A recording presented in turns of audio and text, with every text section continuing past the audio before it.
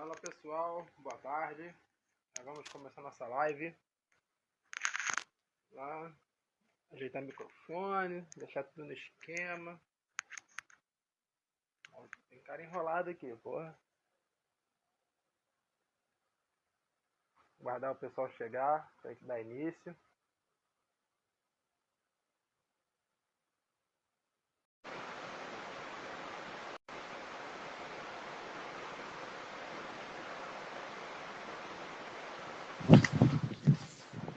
E aí?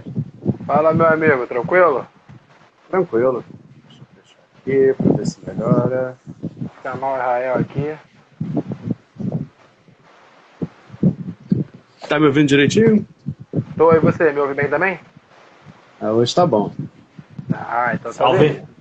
E Grande aí, Israel? Israel. Como é que você tá, meu amigo? Belezura, na boa. Tá boa? Atrapalhando aí o almoço de domingo das famílias, né? Nem Como é tanto, que velho. Tô é? preparando uma aula para amanhã também, então Ah, é? estamos Tá no ritmo. tranquilo então. E aí, Didi, já almoçou aí, já? Já, com certeza, né? 2 da tarde. Ah, é. Eu também, já eu que fiz o almoço ainda, então. Ficou bom hoje. Bom, dá uma segurada, né? Ver se a galera chega aí, a galera aparece. Tem alguma coisa batendo, se tem um ventilador no microfone, alguma coisa assim. Peraí, Tá vê se ouvindo? melhora. Ô, É o Melhorou? melhorou ventilador, né? bastante, hein? Melhorou Pô, bastante. ventilador. Tá milhão o Ventiladorzão. ventilador aí, hein, pai. É, cara, pô, essa turbina aí. Daqui tem que ser, cara, que é quente. Mas tá quente, cara. A gente desligou o ventilador ontem, né, pra live, né? Caraca, saí É. pingando, cara. Saí pingando. Ah, tá bom, emagrece, porra. Fica no shape. Cara, então eu vou fazer o seguinte. Como a live é gravada, ela vai ficar gravada mesmo, depois eu vou disponibilizar no YouTube ou no Gmail, não sei como é que se fala essa porra. E vou deixar, então vamos dar sequência aqui, mesmo com a galera chegando ainda, que o papo vai ficar gravado pra mais tarde. Beleza? Beleza. Beleza. Então, show. Bom, antes de mais nada, dizer que essa live faz parte do edital Cultura nas Redes Parte 2, do Governo do Estado do Rio de Janeiro, junto com a Secretaria de Cultura e Economia Criativa. Já esqueci de novo, já esqueci ontem 2 vezes isso, no nome final. Então, na live de hoje, a terceira live do projeto Literatura Suburbana, que já falaram que o nome como é que é? O nome era Ceboso, né? Aprendendo com quem faz. Mas é verdade, pô, né? A gente aprende com quem faz, né? A gente não aprende com quem não faz. Não tem isso. Então, literatura suburbana, aprendendo com quem faz. Hoje, terceira live com Israel Neto, Mano Réu, para falarmos sobre mercado editorial, pequenas editoras e autores periféricos de subúrbio, como a gente falou nas outras 3 lives. Bom, o Dijan, se apresenta aí de novo pela 1000ª vez, para quem não viu ainda. Bom, meu nome é Edjan. Eu sou um escritor de terror e suspense suburbano aqui do Rio de Janeiro. Sou autor do Gótico Suburbano, mais recentemente do Crianças nas Sombras. E a minha atuação, as histórias que eu conto, majoritariamente são ambientadas nesse subúrbio carioca, né?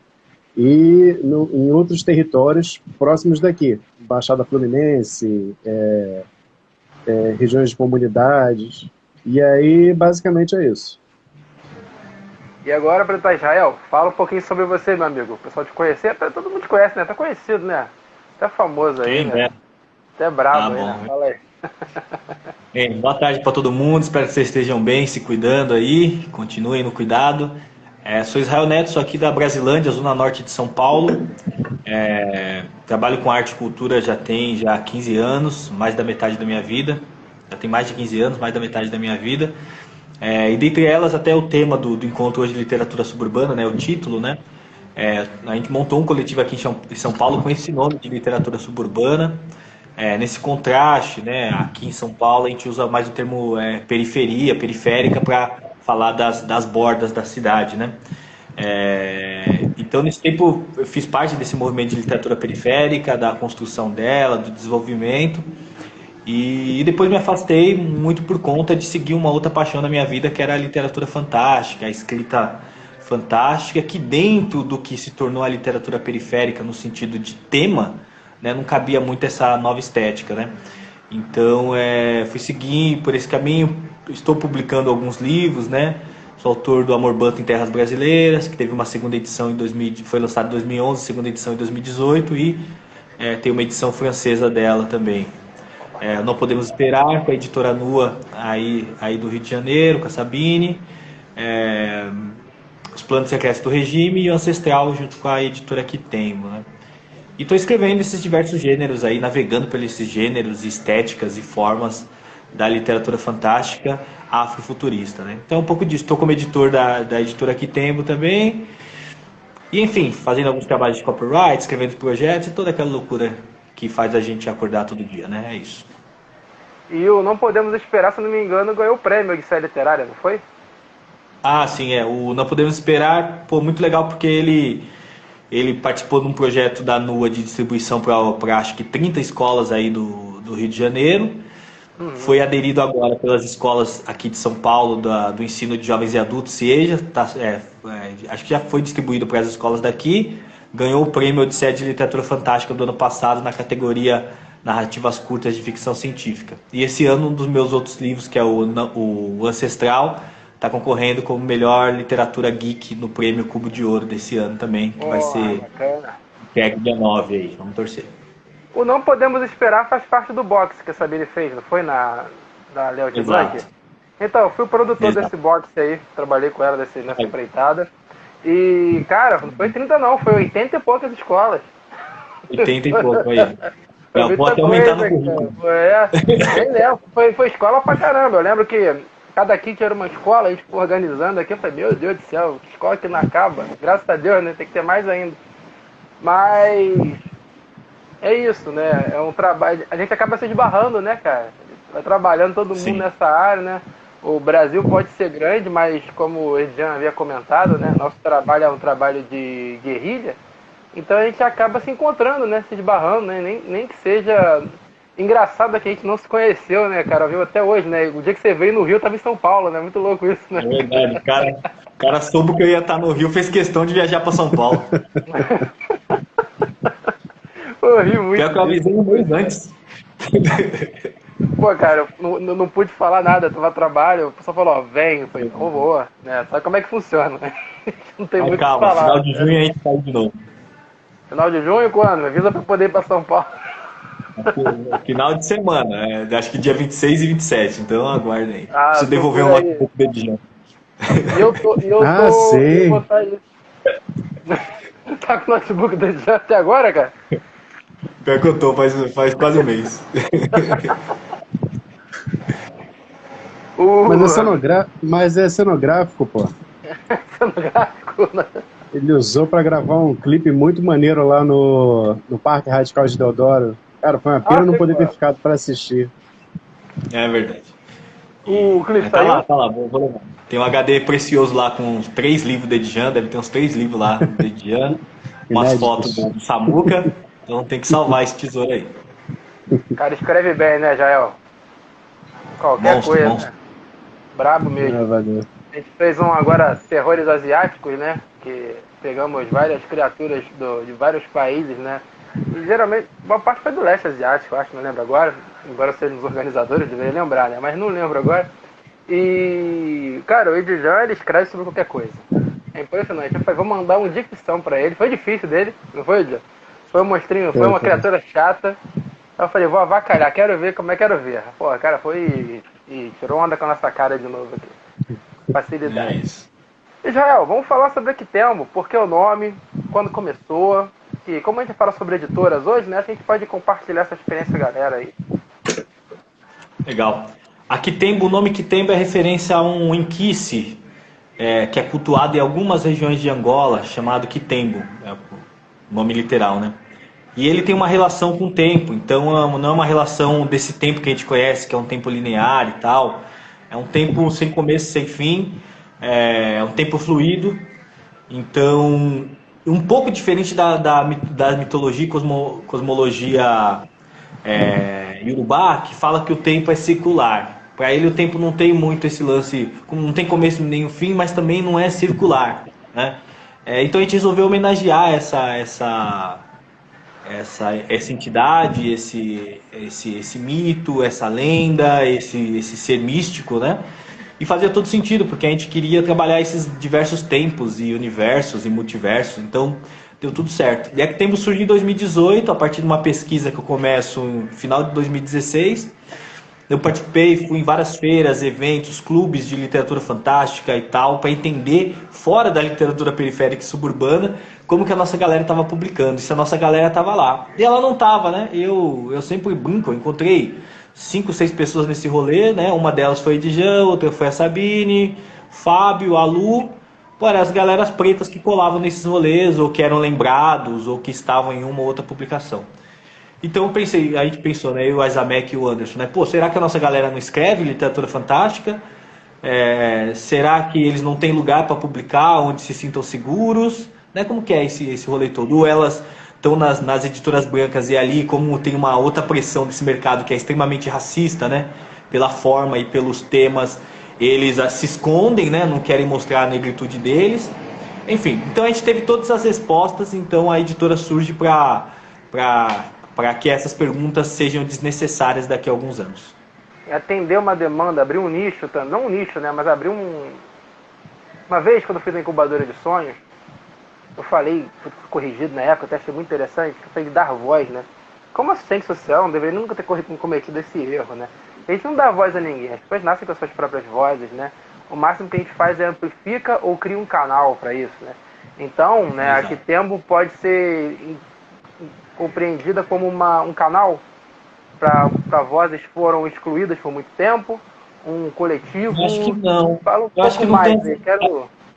Ela não tem essa pretensão. Ela tem uma pretensão bem grande, que eu vou falar já já, mas nesse sentido, ela, na verdade, a gente quer ser esse guarda-chuva para essa galera se sentir à vontade para produzir nesse espaço. Né? E o Edjan é a prova que quem pode corroborar isso e os outros autores daqui tem. Então, que é um espaço para você sentir a vontade de produzir. Tem algumas limitações financeiras, de tamanho, ok, mas é isso, é um espaço para isso, para inspirar até que outras editoras publiquem, né? Então, a ideia é mesmo criar esse movimento no mercado, e a gente já criou, né, dessa forma. Agora, a nível de o que a gente sonha, o que a gente quer de ambição mesmo, é disputar o imaginário. Então a gente sabe que o racismo ele foi materializado pelos bens culturais, né? Então não é à toa que a gente cresceu assistindo e lendo Monteiro Lobato e criou e ele é representante máximo da eugenia. Não é à toa que a gente cresceu e viveu lendo os quadrinhos da Turma da Mônica e vendo que o cara sujo era o cara afrodescendente, era o Cascão, era aquela pessoa tal. Então tudo isso formou a nossa psique e o nosso imaginário. Né? E aí quando a gente vai na literatura fantástica é sempre por esses moldes também da literatura europeia e tudo mais, né? Tanto que até mesmo fazendo uma provocação para o nicho de vocês, um dos nichos que é o terror é isso, a gente tem mais literaturas traduzidas do inglês do que literatura nacional, e quando é literatura nacional é só o idioma que é nacional, porque os nomes são ingleses, as coisas são inglesas, então a gente quer disputar esse imaginário, quer estar nessa disputa, então e essa disputa é muito menos guerrilha do que parece essa nossa voz. É que eu seja de opção. Então, eu quero ler uma história de ficção. Tranquilo. Então, as influências culturais que vão fazer aquele pano de fundo daquela história são nossas. São afro-brasileiras, são africanas. Né? Então, é isso. É dessa forma que a gente pretende disputar o imaginário por meio do mercado, por meio das publicações e a literatura, que é uma via para a literatura e a cultura em si, uma via para moldar a sociedade e moldar os anseios da nação. Não é à toa que o projeto do Getúlio Vargas de dar uma identidade nacional para o Brasil, ela passa por adotar as manifestações afro-brasileiras, que até então estavam na marginalidade. E mesmo assim, elas quando se tornam um patrimônio nacional, muitas delas perdem o caráter afro-brasileiro e viram culturas populares. Então essa discussão que a gente quer fomentar e esse lugar de disputa que a gente ambiciosamente quer estar. Com certeza. E olha, aqui está sendo uma aula, hein, Israel? Parabéns, de verdade. Sua presença aqui está sendo de suma importância. E eu acho que, realmente, cara, eu sofri muito no começo da editora, porque eu tinha tem esse propósito, talvez se não tivesse eu teria algum dinheiro. Tem esse propósito de lançar autores nacionais que falam sobre o Brasil, né? De vez em quando eu pego um projeto ou outro, que não é isso, mas da questão financeira mesmo, né? Porque a minha predileção são por projetos de autores brasileiros que falam sobre o Brasil. Eu nunca escondi isso, né? Os próprios autores, quando me perguntam, você publica autores brasileiros que falam de outros locais? É claro, não tem problema nenhum. Mas se ficar entre um ou outro, você tá fora. Não, você não tem essa ilusão de que está em igualdade, porque não está. E o terror, cara, caí meio de paraquedas nisso, né? Porque eu fui um leitor muito tardio, cara. Eu fui começar a ler com 19 anos, entende? Tô com 35, tô até esquecendo já a idade, tá ruim, tanta coisa, né, que a gente trabalha na nossa cabeça, esquece a idade. E, cara, foi o terror que me interessou, o terror e crime organizado, que eram as coisas que eu sempre gostei de ler. Continuo lendo mais até hoje sobre isso. Aí fiz uma antologia gratuita, né, porque como é que nasceu a Luva? A Luva nasceu também de uma necessidade. Eu queria tentar publicar meu livro e não conseguia, cara, publicar livro por menos de 10 mil reais, cara. Isso há 6 anos. Pô, 10 mil reais há 6 anos valia muito mais do que vale hoje. E é muito. 6 anos atrás, 10 pila era... Nossa. Com a inflação hoje, 10 pila já tá ficando com um cara de 5, mas antigamente era 10 um cara de 20. Aí, porra, eu falei, cara... Aí que eu falei, né? Recebi a oportunidade da generosidade da minha única leitora do Wattpad, que era a Rosa, não sei se você conhece essa história. Aí, pô, ela gostou tanto do meu projeto, eu escrevia pra ela, e continuo escrevendo. Hoje, quando eu escrevo muito pra ela, vale a pena. Leitora aberta máxima. Não é inspiração mesmo, sabe? Ela me inspira a escrever as coisas. Então, ela falou, vou bancar o teu livro físico, eu quero um livro físico. Caralho, a mulher do outro lado do oceano falou isso pra mim, cara. Aí chegou, pá, me deu um valor na mão, na época, que 1.000 euros. Então seriam uns 3 mil reais na época. Hoje dá pra até comprar um carro com 1.000 euros. Não dá. Aí, pô, disso eu consegui fazer meu livro, fiz no parceiro também, que a gente trocou serviço, né? Eu trabalhava pra editora, olha que louco, eu trabalhava pra editora e não conseguia fazer meu próprio livro. Né, que a gente vê isso muito na relação de subúrbio, de periferia, né? A gente trabalha com coisas que às vezes a gente não pode nem alcançar. Pessoas que trabalham em lojas que a gente não pode nem adquirir os produtos, né? Que o salário deles não dá, coisas meio absurdas, né? Então, quando a Rosa fez isso, a gente conseguiu, publicou, pá, peguei o dinheiro de volta, falei, toma aí, teu dinheiro, obrigado. Não quero não, faz pelos outros. Aí nasceu a incubadora de sonhos, os livros ficaram bonitos, o pessoal falou, pô, livro bonito, que editora é essa, Luva? Por que Luva? Ninguém sabe até hoje, era um nome legal, a gente botou lá, botou um logo, tá? Não tem essa história bonita daqui temos, pô. Eu vou criar um dia, eu falo isso há 6 anos, mas um dia eu vou criar uma história bonita, a sua é de verdade, mas a minha vai ser criada. Você não tem não. Mas você já tem, tá contando com a gente, né? Não, eu tô criando um case, né, que dá até pra vender, né? Então foi isso, foi essa falta de oportunidade que, por um acaso, pela sorte, por tudo, gerou essa editora que as pessoas começaram a gostar. E eu fazia, nunca fiz a publicação tradicional, fui fazer só com a incubadora de sonhos, sempre era o pessoal bancando junto comigo, em processo de parceria, que é o nome que eles dão. E foi isso, só que era com preço acessível, cara. Entendeu? A galera conseguia, com o salário dela, bancar uma publicação e ter retorno. Que meu grande objetivo era, cara, o autor tem que sair no mínimo no 0 a 0. No mínimo. E tem que reaver o dinheiro dele. Porque ele vai ficar feliz, vai fazer mais livro, vai se incentivar. Porque se o cara fizer um porrolhão, gasta 10 conto, igual foi. Comigo até hoje não se gasta 10 conto, pra ter ideia. Só se for uma tiragem muito grande. Mas aí o cara foi 10 conto. Ele vende 1.000, meu Deus, esse cara não escreve nunca mais. Já não tem como. Né? Não é sustentável, né? Cara, eu fui em casa de autor que dava pra ele botar o colchão em cima da pilha de livro e dormir de boa, não precisa nem comprar box de cama de casal. Porque o pessoal entulhava 1.000 livros no cara, pô, não dá pra entubar tanto livro numa pessoa assim, né, cara? A gente sabe que não vende. Por que agora que eu peguei essa parte aqui agora? Porque eu quero falar um pouquinho sobre o nosso mercado.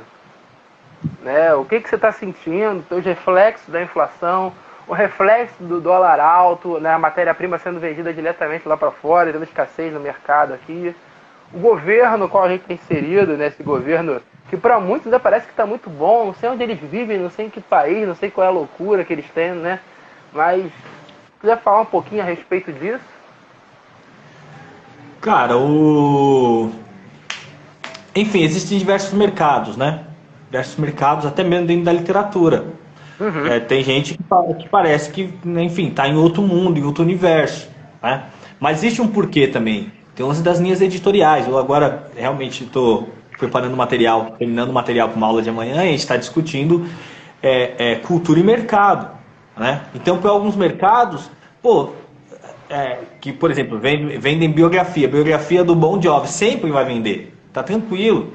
Quem tem os direitos autorais direitos autorais de reprodução dos grandes autores, best-seller, sempre vai vender. Só que esse não é o mercado editorial do Brasil. Esse não é, isso é uma máscara, né? Qual é o mercado editorial do Brasil? O mercado editorial onde as pessoas aceitam as regras esdrúxulas do mercado de consignação que os grandes players internacionais estão impondo aqui no Brasil. Esse é o mercado literário que não consegue bancar a impressão, revender com desconto para um distribuidor e conseguir se pagar e pagar o autor. Inclusive, pagar o autor é algo, assim, modéstia à parte, eu conheço poucas editoras que fazem isso e aqui tem uma delas, porque está dentro do nosso plano de negócio. Então, assim, esse mercado a gente tá em crise, tem que achar essa engrenagem. Ainda é possível? É possível, né? Mas é isso, dificulta. Então hoje a gente tem pensado o quê? Cara, a gente precisa tocar papel. Precisa tocar papel, porque a gente fica menos dependente da variação do dólar. Começo do ano o coxê aumentou 30%. Então quem faz publicação infantil ou algum material mais fino, já era. Como que você vira para um leitor e fala... em março eu vou aumentar o livro em 30%. Se segura, não mantém. Então, só que a gente vai ficar dependendo disso até quando e tal. Então existem assim, tem coisas que é uma estrutura que talvez não caiba nas nossas mãos. Então eu não vou ser o ideologista aqui e falar para vocês que a gente precisa construir uma cena. A gente faz parte de um ecossistema, né? Como que a gente pode se proteger? E aí talvez esse seja um caminho um pouco mais palatável. Que é isso. Então, preciso comprar papel hoje para pelo menos ter um ano de tranquilidade? Então, vamos comprar papel, ok? Vamos comprar papel. Vamos pelo menos tentar criar um movimento onde a gente fale, leitor, não compre nesses espaços, porque esses espaços estão nos prejudicando mercadologicamente. Papo sério, leitor para leitor. Outra coisa, podemos horizontalizar um pouco dos processos entre fornecedores, prestadores de serviços e as editoras? Pode ser um caminho. Precisamos valorizar os autores no sentido de pagar de editorial e não entregar as vendas para o Catarse? Então, assim, eu acho que são alguns caminhos que a gente pode caminhar para que a nossa operação seja um pouco mais rentável, assim, ou pelo menos se mantenha. Agora, pensando em público, a gente precisa fazer livros para o leitor e não livros para a cena literária no qual fazemos parte ou para outras editoras. Então a gente precisa chegar no leitor. Esse é um caminho que eu acho que a gente precisa pensar nisso no momento que a gente produz o livro, né? E esse leitor não é só aquele leitor já que faz parte da minha rede de contatos e está ali no Catarse e recebe lá os meus mails e tudo mais. Eu fico pensando, a gente faz parte de grupos de editora e eu falo, você imagina se o Catarse hoje vira e fala, não quero mais trabalhar. Já era, o mercado editorial brasileiro para. O mercado de quadrinhos, então, não existe mais. Acabou, esquece. Né? O mercado de quadrinhos, então, ele acaba na hora. O Catarse fechou no meio-dia e 1, já era, não tem mais quadrinho nacional. Então, assim, eu acho que é isso. Ideologicamente, a gente precisa reduzir as nossas dependências de players que ganham muito e oferecem pouco desse retorno e pensar no leitor, que é o nosso foco principal. A gente faz parte, né, de um grupo, né, chamado Coesão Independente, né, que é um grupo que já deve ter, eu acho que eu entrei em 2018 na Coesão, 2017, não lembro, já tem um bom tempo, né, há um momento nessa história, né, antes dessa grande crise que a gente está vivendo, né, mas a gente está ligado que já tem uma grande crise, né, quem sabe o governo que entrou, sabe a merda que ia dar. Então a gente tentou montar uma cooperativa para compra de papel, principalmente para isso, né? Nosso grande foco, né? Para tentar ver isso, né? Porque até para a gente comprar como editora pequena é difícil, cara. Não é barato comprar. né, a gente tem que ter um caixa, tem que ter, né, esse capital de giro para fazer. E capital de giro é uma palavra quase mística, né, em pequenas editoras, né? Porque a gente vai vivendo, né? Onde vivem, né? O que comem.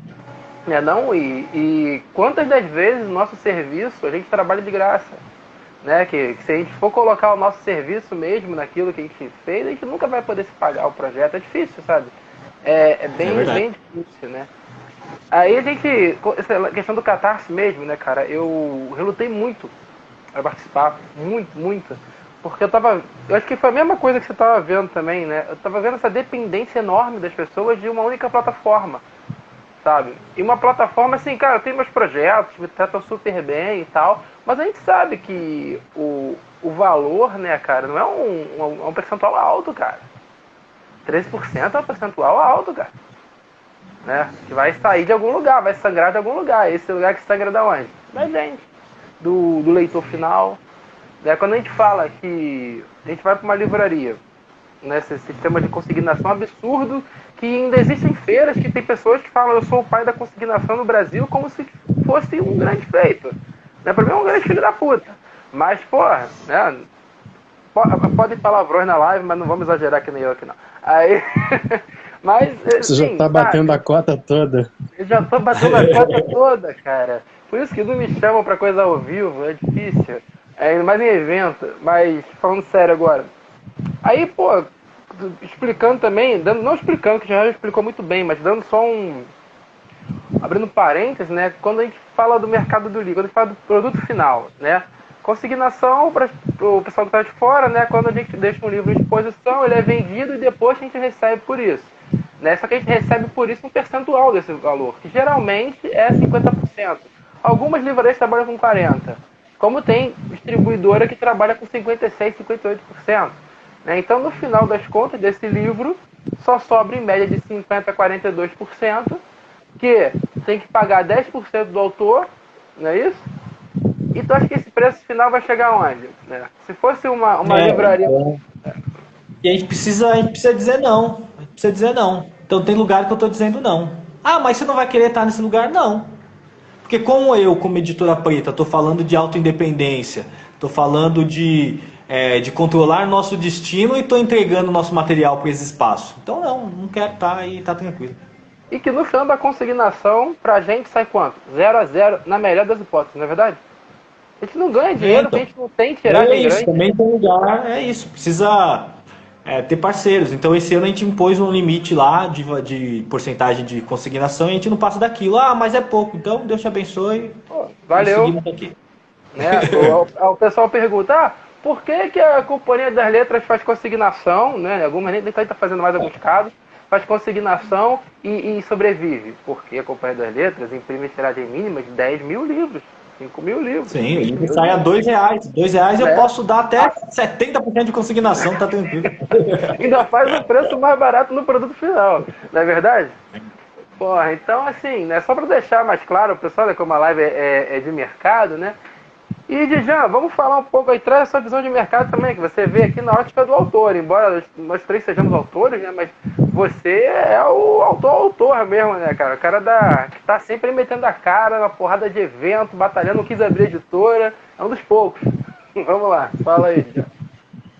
Bom, eu conheci o Israel quando eu estava lançando lá o Gótico Suburbano, na Flip, né? Na Casa Fantástico, e até hoje eu não esqueço. Ele chegou lá, trocou um papo, comprou o livro, pra mim, beleza, é um autor. Aí depois eu fui ver que ele fez... Não, eu não sei se vocês não foram apresentados. Ele chegou lá... Aí depois eu vi... Sempre o povo do autor. Aí depois ele foi... Fala, Djan. Ele fez uma resenha, e aí depois é que eu fui ver quem era o cara. E assim, foi bom eu não saber antes de ter ido incógnito, né? Porque senão eu ia ficar gaguejando na frente do cara. Depois é que eu descobri, caraca, foi Israel Neto que comprou o meu livro, cara, e agora? Aí fiquei mais tranquilo quando eu vi a resenha dele lá. E assim, eu tava acompanhando o trabalho dele há muito tempo. E quando teve o convite para escrever o Crianças nas Sombras, para que tempo? Porque assim, eu fiquei rindo sozinho uns 2 ou 3 dias, assim, e pensando logo no que eu ia escrever. E desde que o livro saiu, E eu gosto muito dessas ações da Quitembo, porque não é só vender o livro, é você chegar no leitor de outras formas, principalmente chegar no leitor jovem, né? E eu acho essa parte, e eu acho isso uma coisa que às vezes falta na cabeça de escritores, de editores também. A gente tem que olhar com carinho para essa garotada que está aí, está lendo Harry Potter e Percy Jackson, e pode ler o que a gente está produzindo. Pode ler as histórias as histórias da Dandara, o livro do Israel, que Não Podemos Esperar, que eu consegui ler em uma tarde, porque é muito bom. E todo mundo que eu conheço, mais jovem, que pegou aquele livro para ler, fica encantado. Então, é uma coisa que eu respeito muito, esse movimento mesmo de alcançar um mercado que acaba ficando meio que de lado, né? Porque você, às vezes, prepara um livro que sai com um preço final bastante caro, até para um jovem, e aí é diferente você ir num evento literário e ver a garotada conseguindo sair com um livro seu. Então, assim, é uma coisa que é respeito total. Plantando a semente, né, gente? Essa é a ideia, né? Foi bem louco, que é um lance que a gente tem como sonho isso daí, ô Vitor, que é virar pro autor, e o Edian pode falar, cara, escreve um livro pra gente aí. Foi o que a gente fez com ele, sabe? Então esse é o sonho, né? Que a gente possa virar para outros autores e falar, escreve um livro. Ah, mas qual é o tema? Escreve um livro. Tá? Que foi um pouquinho que aconteceu com ele aí. Isso é maneiro. Escreve um livro de terror, acabou. Mas qual é o tema, mano? Só tem que ter gente preta e de maneira positiva, só isso. De resto, vai na fé. E que é algo que acontece muito na gringa, né? Do autor receber, né? E ter contratos para escrever livros, sem pressão, sem vinculado a temas e tal. Então, escreve um livro, estou te encomendando o livro. Então esse é o nosso futuro, poder ter essa plataforma, porque a gente sabe que isso não acontece aqui, né? Geralmente a gente cria um livro, aí tenta vender ele para uma editora ou publicar sozinho, né? Então esse é um sonho e é uma metodologia que a gente quer ter pernas para poder fazê-la mais vezes, né? E, pô, a gente sabe que é mó delícia isso, né? Te dá um desafio, né? Pode travar, né? Mas por outro lado, é algo ótimo. E dá pra fazer, né, cara? É sofrido o processo, às vezes, pô, o livro não tem aquela saída que banque o investimento, né? Mas só do fato de você conseguir fazer isso, né? De você chegar e trazer um autor que você gosta, Será que assim, né? Você principalmente, você ainda é bem mais estratégico. Você escolhe um cara que você gosta, mas com certeza você já sabe para onde você vai botar aquele caminho. Eu gosto muito disso de você, você tem uma visão futura muito boa. Você está sempre ligado. A partir do momento que você já abre a sua editora com pesquisa de mercado, não estou falando que assim, que todo mundo fala, abrir uma empresa tem que ter pesquisa de mercado. Galera, não é assim que funciona aqui no Brasil. Especialmente no mercado literário. Ainda é um mercado muito amador. Eu falo porque eu comecei assim, de forma totalmente amadora. E a galera geralmente entra pra literatura como? Tá até brincando com o Edjan. Não consegui publicar pra ninguém, vou lançar uma editora. Não é isso? É assim que brota as coisas? Brota foi assim comigo, cara. Não tem problema nenhum falar isso. O negócio é a gente manter uma qualidade. Quando você começa assim, que não é começar errado, mas é começar de uma forma instintiva, eu ia falar errado, tá? Mas vai que alguém se ofende, eu não me ofendo dessa forma. Vai que alguém se ofende, então eu não vou falar assim. Dessa forma assim, instintiva. Pra você depois ter um nível de parâmetro a seguir é difícil, cara. Você vai apanhando muito na cabeça até você chegar num outro patamar, né? Como é que o Bruno Henrique fala? No outro patamar e conseguir manter esse nível, né? Aqui com eu sou curador de um projeto agora, né? Que o Israel foi convidado para o segundo volume, né? Que o Edjan está no primeiro. Não sei se eu falei com o Edjan, que eu tinha convidado o Israel para o segundo volume. Falou. Falei. Pra Litera, né? A incubadora literária, né? Que é da Juliana. Projeto super bacana, cara, de incentivo à literatura nacional, um clube de assinatura e tal. Mas, cara, estamos sofrendo dificuldade. E é acessível, não é caro. Ele já pegou o livro 1, né? Ele já ficou bonito pra caramba, mas, pô. Muito bom. Assim, o conteúdo tá ótimo. Ficou super bacana, mas a galera tá sem grana, cara. né? E mesmo que a gente reinvente espaços, que a gente busque trazer preços acessíveis, daqui a pouco vai ficar difícil competir. E Israel com certeza está quebrando a cabeça pra cacete aí pra enfrentar isso também. Porque, cara, com a inflação do jeito que tá, a galera passando sufoco para comprar comida. A gente chegou a nível de insegurança alimentar que a gente não tem desde 2000. E o nosso público, que o nosso público, qual é o nosso público? É o público que nos interessa, é o público periférico, é o público do subúrbio. É o público que ainda lê literatura nacional, porque se você pegar a galera mais mainstream, galera que tem um dinheirinho, eles não estão pegando esse tipo de nicho de mercado. Então, né, acaba afetando a gente diretamente. Queria que você falasse um pouco sobre isso, gosto muito das suas ideias. Quem sabe te traz uma luz aí pra gente também. O que dizem, né? A classe média é menos inteligente do que a gente acha, né? Classe média alta. Então, é isso. São livros para prateleira, não para consumo, né? Então, assim, a editora, a gente nasceu já dessa perspectiva, do tipo, o livro não pode estar na concorrência dos itens básicos de sobrevivência. Primeiro porque culturalmente é difícil, né, a gente ter acesso ao livro, porque o livro é caro, o livro é um símbolo de status e poder, não é à toa que a gente tem várias bibliotecas e não é pelo conhecimento, né? Então a gente não pode estar com um livro que impacte no orçamento da pessoa, tipo, cara, se eu comprar esse livro aqui eu fico uma semana sem mistura, sabe? Ele não pode estar nessa competição. E hoje parece que isso se tornou realmente mais vívido, né? Mais ali. Então é uma preocupação que a gente tem, né? De como que os próximos anos vão determinar esse acesso a esse bem cultural. Então isso é muito complicado. E aí não dá para depender do Estado no sentido de compras públicas, porque às vezes também não chega. Agora que a gente está entendendo esse rolê das vendas públicas, né? De como faz para chegar, tivemos esse livro Não Podemos Esperar, que foi aqui para bibliotecas, né, de São Paulo, que a Nua conseguiu colocar. Teve um livro nosso que a gente distribuiu também, esse foi uma quantia um pouco maior. Pô, legal, esse negócio dá um respiro. Só que é isso, tem o lobby das editoras grandes, tem você estar organizado para poder oferecer, né? Como que uma editora pequena pode estar pronta para, sei lá, distribuir 20 mil, 30 mil exemplares para a prefeitura num prazo de 30 dias? Né? Então, coisas que a gente precisa estar amarrado. Só que só isso não garante sustentabilidade, né? Porque aí tem um investimento, não é toda vez que acontece, não são todos os livros. Então, assim, é uma conta difícil. E aí é isso, a gente precisa pensar na outra parte, né? Como que chega no pessoal, como que o livro se faz necessário numa situação onde está difícil comprar alimento, né? E aí a gente não pode ser ufânico de dizer que o livro é o alimento da alma e tudo mais. Gente, enfim, existem outras necessidades, padece, né? Temos outras necessidades e então isso daí precisa estar no jogo, né? Às vezes fica até uma forma até insensível assim, né? A gente está aqui, hoje está conversando agora, está acontecendo uma virada cultural aqui em São Paulo, onde teve investimento, acho que de 20 a 30 milhões, com artistas recebendo cachê de 300 mil, merecidamente, né, no sentido de repercussão e trabalho deles.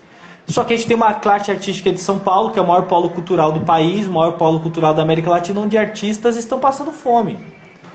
Então, como que o poder público valoriza uma produção de excelência desses artistas que estão recebendo esse cachê de mercado e ao mesmo tempo você tem uma classe artística passando fome?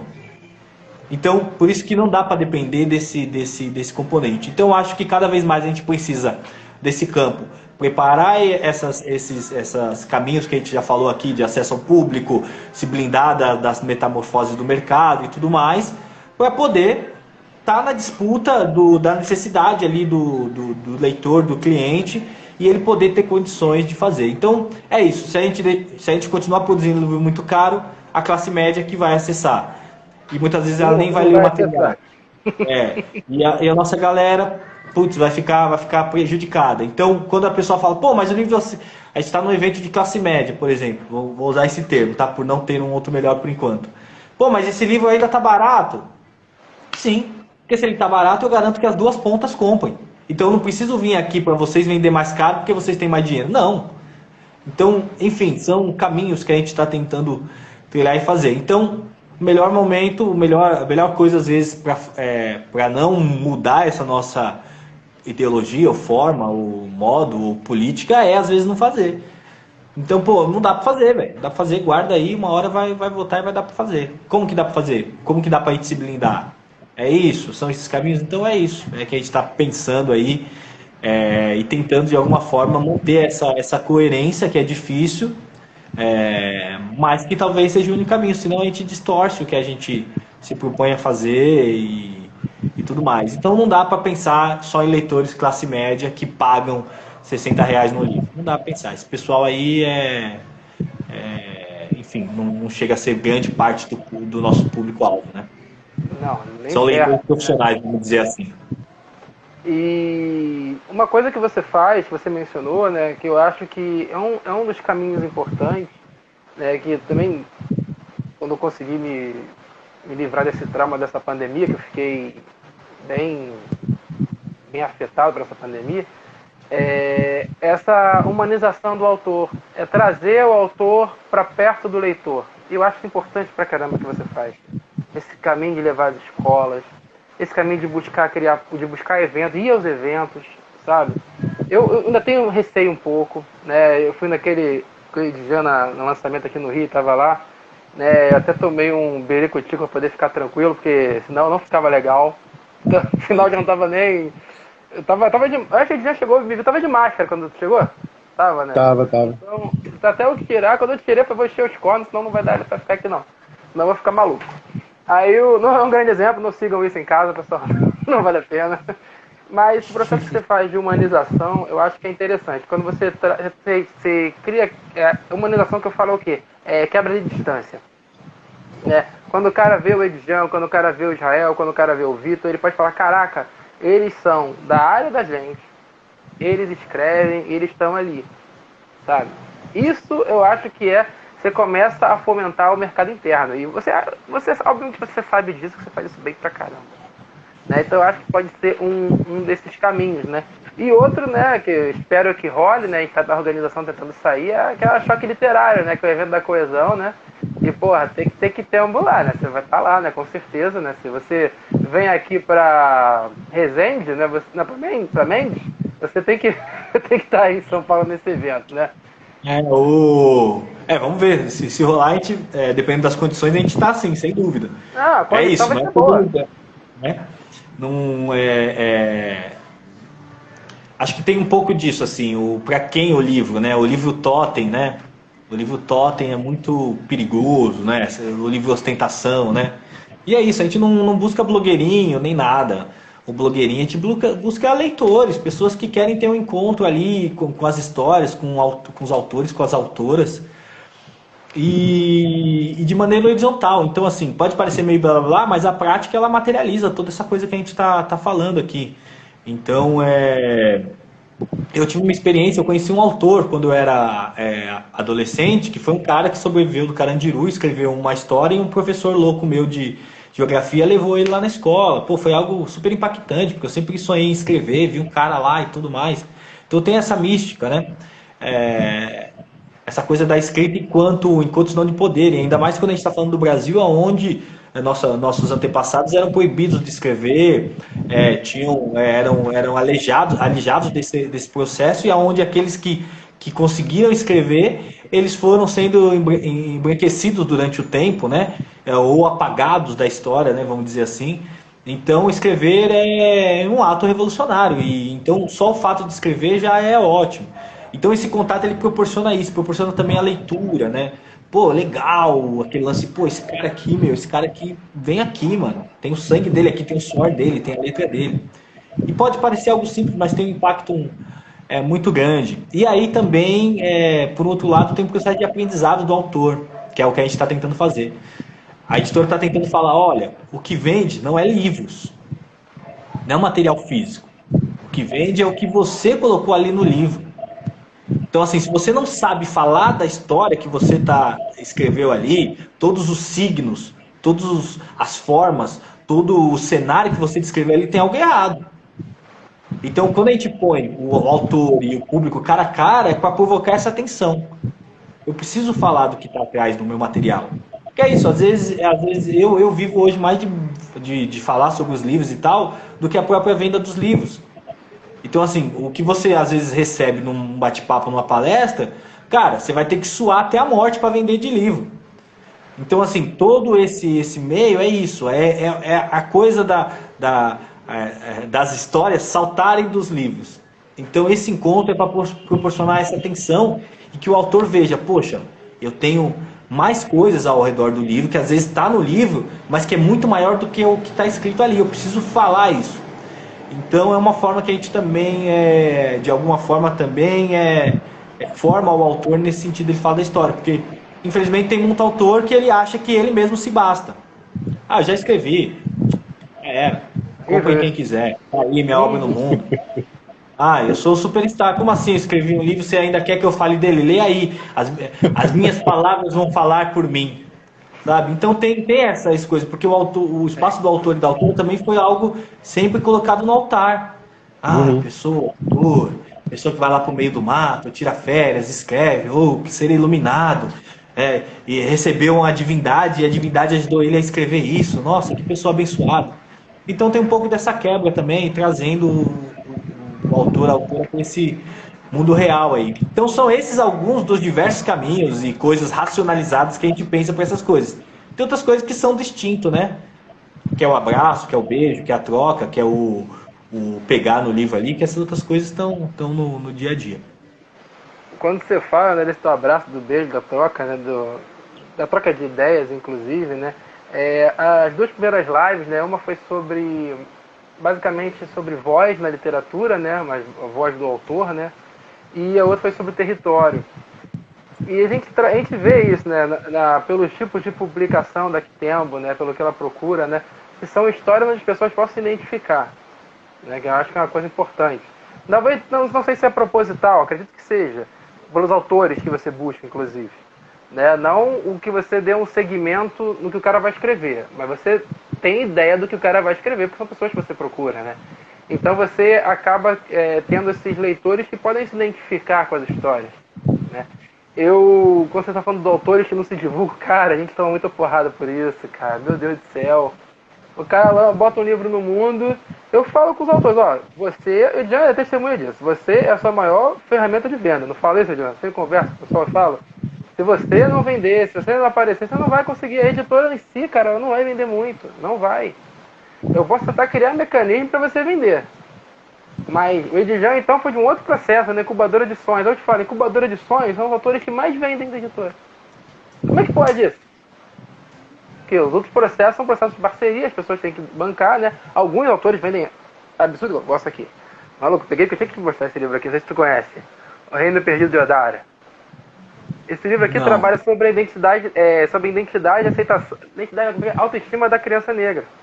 Entendeu? Certo. Cara, essa autora aqui, ela vai em tudo que é lugar divulgar o livro dela, ela é foda, sabe? A mulher, batalhadora pra caramba e só ela, que eu faço, como é que funciona? Eu fiz o primeiro livro, valor X, certo? Eu não vou cobrar do cara pela segunda impressão, mesma coisa, já paguei e recebi por aquilo, por que eu vou cobrar de novo aquele preço? Eu acho injusto, eu acho sacanagem, entende? O mercado não pensa assim, né? O mercado ainda cobra com o valor, né, que foi acrescido da impressão. Mas eu não cobro assim, entendeu? Cara, ela fez 200 livros comigo, hoje acho que ela já vendeu mais de 1.200. Só pegando a reimpressão. Essa eu falo, essa ganhou dinheiro com literatura, essa deu bem. Pegando o dinheirinho dela. E aqui o preço do livro, 30 pila, dá pra ver, 30 reais. O livro todo couchê, brilhoso, todo colorido, tá vendo? Cara, tem que ser assim, cara. Livro tem que ser. Quanto eu gosto de Suburbana, Jean? 20 reais que bota? 25 no máximo? Em evento 20, por aqui. São os que eu vou, né? Cara, tem isso, sabe? Ainda fica só. Só me permite, ontem mesmo, essa coisa do autor, né? Ontem mesmo eu fui participar de um sarau aqui na Quebrada, um espaço cultural Resistência que já está há 30 anos, eu conheço há 20. E eu fui lá, me convidaram ontem para ser o autor convidado e tal. Aí eu tô lá, enfim, participei do sarau, conversei e tal. Aí no final veio uma moça. Ela falou: nossa, eu tava vendo um vídeo seu esses dias, eu não sabia que você morava aqui. sabe? Foi muito engraçado, tava até o Anderson do meu lado, e aí foi engraçado, porque ele chegou, nossa, mas eu tava vendo um vídeo seu, aí eu vi que você tava aqui, vim, mas eu não sabia que você era daqui do bairro, sabe? Então, assim, e olha pô, enfim, eu vivo aqui na Quebrada, o Edjan ficou 2 dias aqui, mano, eu rodo isso daqui e vou que vou. Mas mesmo assim, nunca é suficiente. E é sempre bom a gente estar aberto a criar novos encontros como esse. Então isso é algo que é da nossa praxis, né? Então, por isso que às vezes até a gente erra por estar em alguns lugares, né? No sentido de tipo, putz, isso daqui, pô, a gente vem aqui e não vingou nada. Mas é no sentido mesmo de proporcionar esses encontros, assim. E eu acho que se isso está na rotina de trabalho, acaba se tornando algo mais natural, né? Não é algo forçado, né? Você acaba também expandindo o território, né, cara? Você vai ampliando o seu leque. Ah, não vende nada aqui, beleza, mas às vezes aquela ideia que você passou para uma pessoa já é o suficiente para chegar a outras, né? Quantos eventos, né, cara, que a gente vai às vezes e a gente fala, porra, gastei, sei lá, 50 conto para trazer os livros para cá. Quando é no Rio, né? Quando é em São Paulo, a porrada é firme. Aí gastei 50 Não, conto então pra... deixa eu contar uma história para você, acho que eu já contei, mas vou contar pública aqui para ficar registrado. Essa feira de Mendes mesmo, né? E tal, a gente foi em Mendes, né? Enfim, para quem tá fora do Rio, o negócio é longe pra caramba da capital, né? Sei lá, 1 hora e meia de trem. E eu fui em São Paulo. 4 horas de trem, cara. Não, eu morei lá. Pô, eu morei lá, pô. Ó, do Meia, deixa eu falar. Eu morei lá, pô. Não, valor todo. Trajeto todo, trem, mais ônibus. Trajeto sei todo. Que cidade, não demorei 4 horas pra voltar e pra ir pra Mendes, não. Pô, então tu pegou aí o Trem Fantasma, irmão. Porque... A gente foi pra cidade diferente, então. Porque, ó. Foi pra onde depois? Fala. Não sei qual lugar você aqui, vai rolar uma discussão aqui, que eu peguei muito tempo isso e perdi esse tempo. Não, mas sério, pelo menos umas 3 horas. Cara. Olha, eu peguei domingo, que é o dia que o trem tá lento. Que eu tava voltando pra capital e o Edjan tava indo pra lá, sabe? Eu vou chutar alto pra não deixar vocês com mais vergonha ainda. Devo ter levado umas 2 horas e meia, no máximo, pra não deixar vocês com vergonha. Né? Porque o trem vai mais devagar de domingo. Entre 2 horas e meia e 3 horas, foi por aí mesmo, a variação de tempo. Tudo bem, eu morava no interior de Mendes. Não sei se você sabe, Mendes é interior, né? Então você pega um catacorno lá que não tem peito de aço embaixo, né? Que você é tipo Flintstones, né? Até tu tem que chegar em Mendes, de Mendes tem que ir pra Paracambi, de Paracambi você tem que pegar o trem pra Japeri, de Japeri tem que pegar o trem pro Meia, e do Meia tem que pegar o ônibus pra casa. Aí era um chãozinho, cara, era um chãozinho, mas tudo bem. Eu tô falando da capital, lá da central do Brasil pra lá, não dá todo esse tempo, não. Tá, e aí, enfim, mas qual é a história? Eu fui pra lá, né, fui um dia e assim, se não é muito oneroso, eu vou mesmo. Uhum. Se não é muito oneroso, eu vou. Foi mesmo, dá coragem. E aí eu tô lá no primeiro dia e tal, aquela coisa, né? Só os besouros correndo atrás da bosta e tal. Nada ali. Aí começa a entrar uma galera, começa a movimentar e tal, né? Começa a fazer umas vendas, trocar umas ideias ali. Aí vem uma senhora, ela para ali e tal. Eu falei, pô, posso apresentar a editora pra senhora? Ela, claro e tal. Então, eu sou lá de São Paulo. De São Paulo? Sim, lá de São Paulo, é editora lá da Zona Norte de São Paulo. Ela já fala assim, Zona Norte? Que lugar da Zona Norte? Aí eu falei, mano, essa tiazinha deve ser de lá, né? Aí eu falei, ali da Brasilândia, ela não acredita. Que lugar da Brasilândia? Aí eu falei, enfim, era uma senhora que ela e a companheira dela moravam aqui, literalmente vizinhas minhas, 5 ruas pra cima de casa. E elas estavam lá, elas adotaram um jovem e queriam tirar ela dessa bagunça de São Paulo, essa homofobia que tem aqui em São Paulo, e foram lá pra Mendes. E ela ficou tão feliz que ela chorou, me abraçou, ficamos 2 horas conversando, queria que eu já dormisse lá na casinha delas. Foi algo fantástico e foi um encontro totalmente inusitado. Sei lá quantos quilômetros de distância tem Brasilândia e Mendes. Sabe? Então, a gente conversou, além disso, comprou o livro, tá lendo com o filho dela. Aqui em São Paulo, a gente articulou, passei alguns contatos para ela que ela estava precisando. Então foi um encontro assim que, enfim, teve um momento literário, que é tipo desse acesso, dessa troca, tem um encontro pessoal.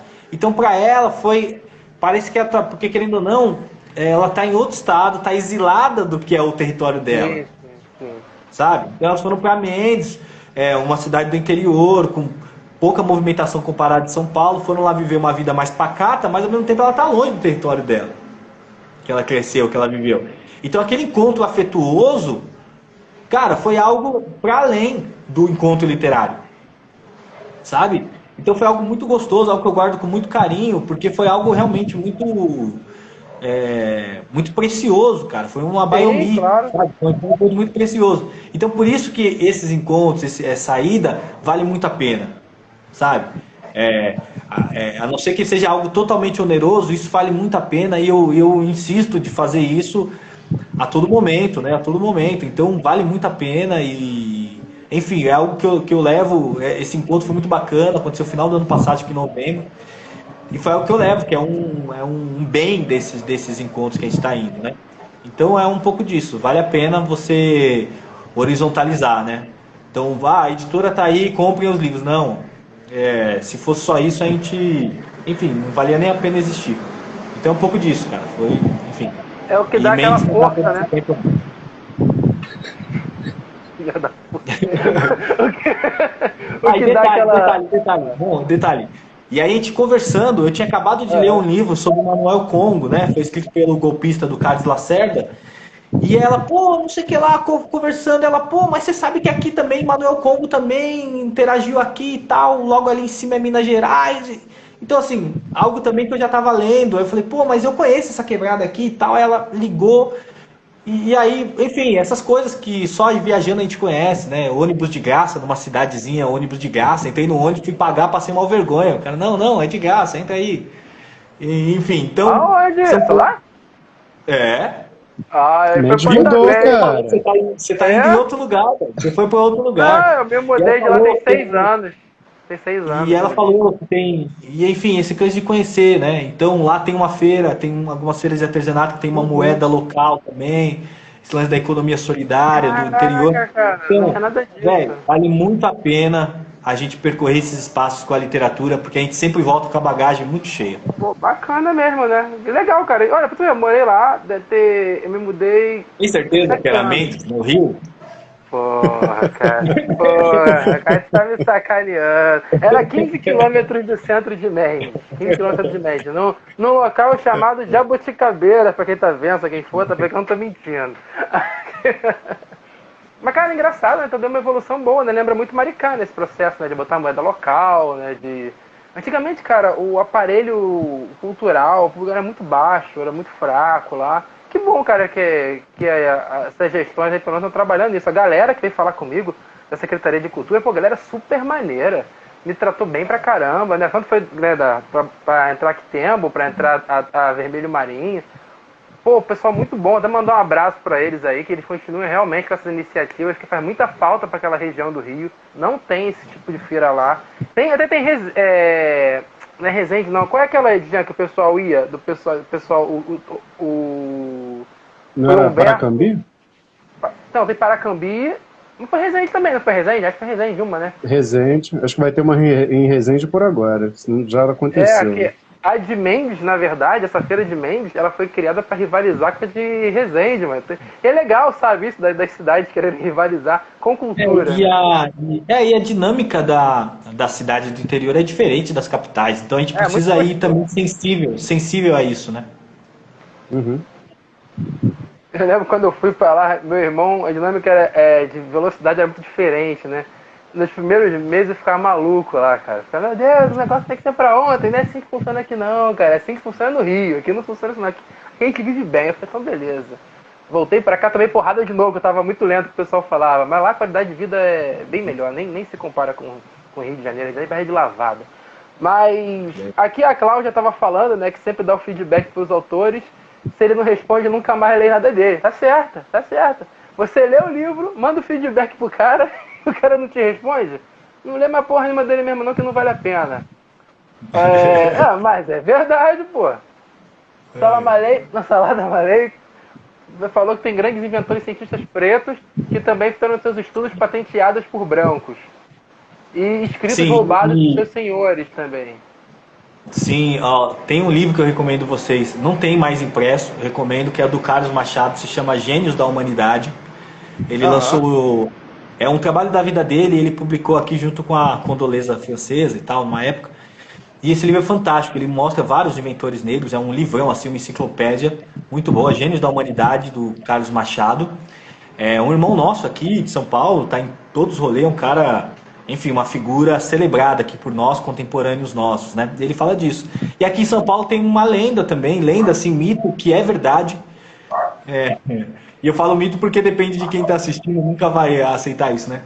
Mas boas letras, boas partes das letras do Adoniran foi comprada de caras que engraxavam o sapato dele, de caras pretos que engraxavam o sapato. E vocês, melhor do que eu, sabem que os sambas eram vendidos assim. Não é à toa que o Noel e toda essa galera também comprou muito samba e vendeu muito samba. Então, infelizmente, a propriedade intelectual negra, muitas vezes, ela realmente foi comprada e carimbada Com por outra pessoa. certeza. Com certeza. Interessante. E irmão Salada tá certo. O Bezerra da Silva fazia muito isso também, mas ele dava crédito para os compositores das músicas dele. Grande Bezerra. Nada. Aí, ó. É muito bom, né? Sabia como que era, né? É. Bom, gente, a gente está chegando a 1 hora de live, né? A gente pode esticar mais um pouquinho, não sei, ou podemos finalizar por aqui. Acho que não sei se a gente tem horário também, acho que tem horário.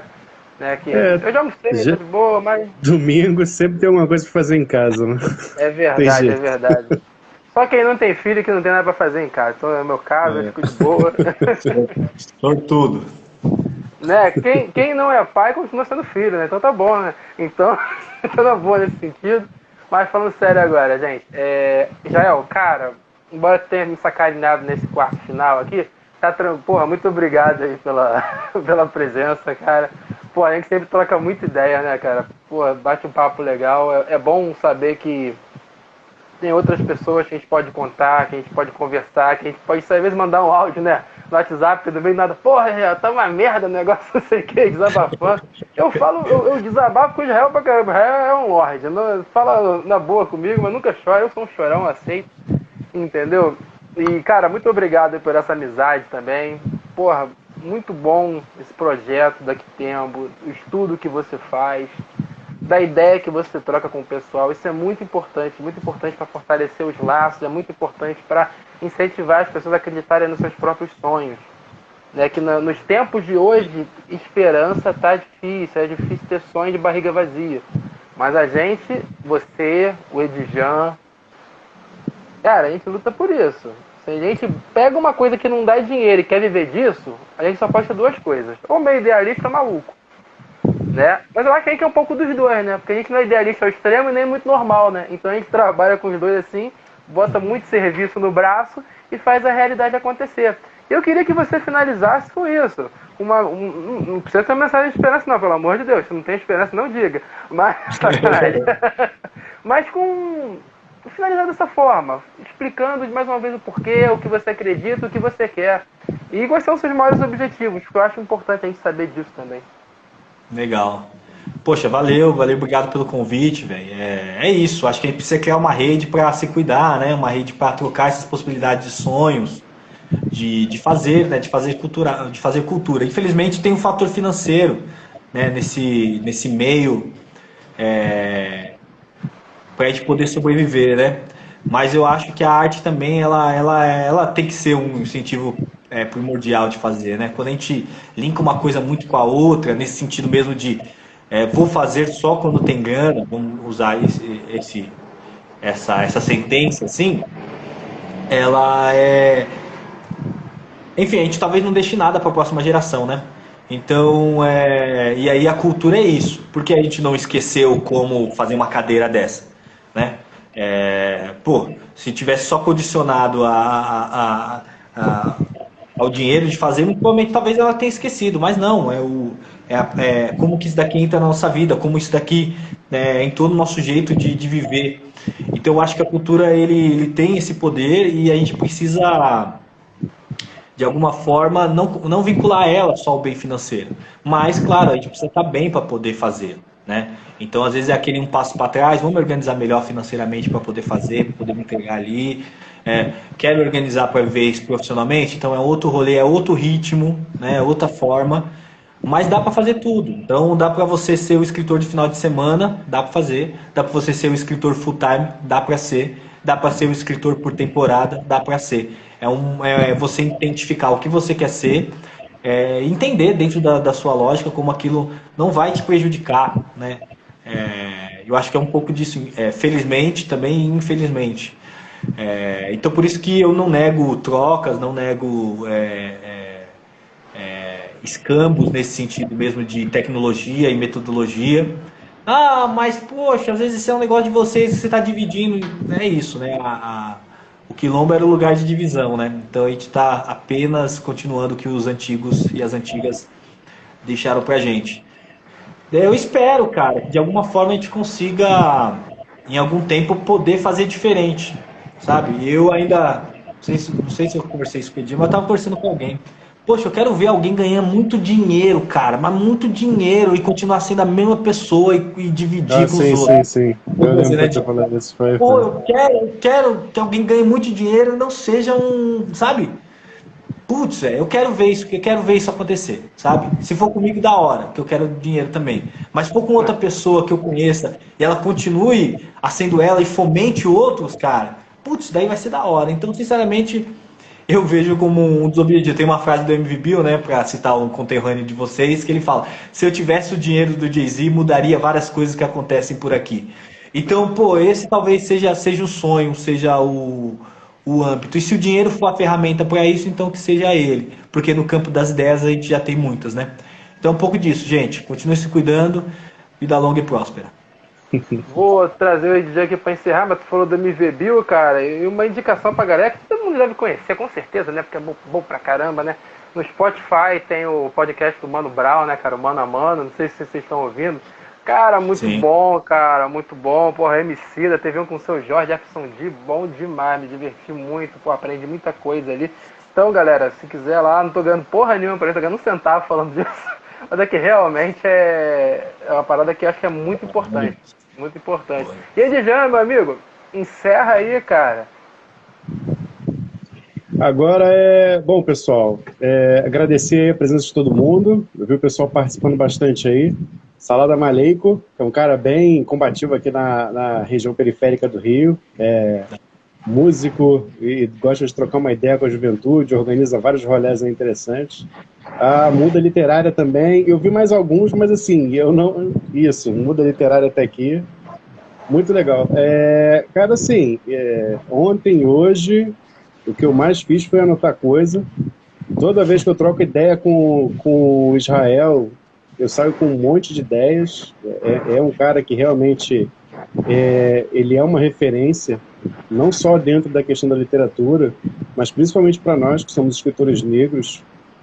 Ele é como se fosse ele é um farol para muitas coisas, para muitas ideias, e é sempre bom não só trocar essa ideia, mas também ter um livro publicado pela Quitemo. Então, cara, te agradeço muito a presença aqui.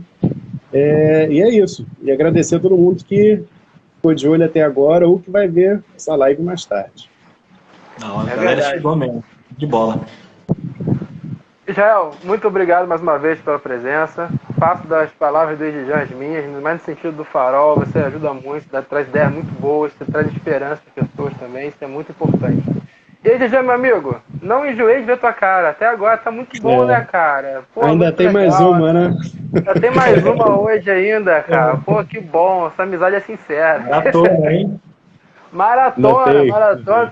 Israel sabe qual é o drama. Israel ouviu meu apelo. E Edjan também. Gente, então é isso aí. Muito obrigado a presença de vocês aí. Bom domingo pra vocês e um bom dia pra quem for ouvir depois. Valeu, um abraço. Falou. Falou.